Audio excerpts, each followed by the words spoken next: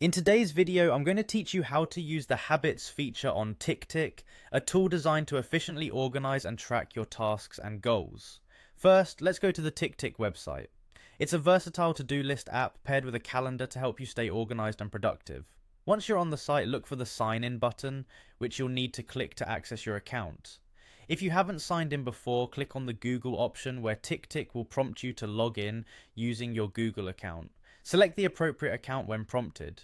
This easy integration allows you to seamlessly connect Ticktick with your existing Google Suite, often used for many tasks these days.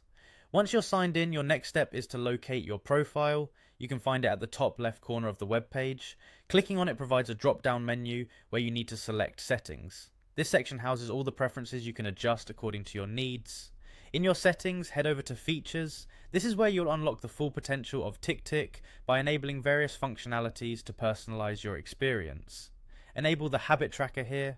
The Habit Tracker in Ticktick is a fantastic tool that helps you cultivate and maintain good habits by setting specific goals and tracking your progress over time. Next, on the left-hand side menu, look for the Habit Tracker section. By selecting this, you dive into a dedicated space tailored for your habit-forming journey. Now choose the date that you'd like to start tracking your habit from. This flexibility allows you to start habit tracking at any point without losing motivation. Once your date is selected, click the plus icon to add a new habit. This is where the fun begins as you get to name your habit. Make sure it's something easily identifiable, clear enough to prompt action every time you see it. Then you can set the frequency of the habit.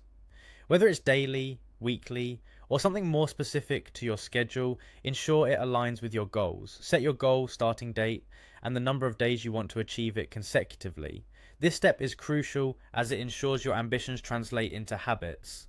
When satisfied, review the auto pop-up of the habit log. Having reminders pop up automatically can help keep you on track without needing to rely solely on memory.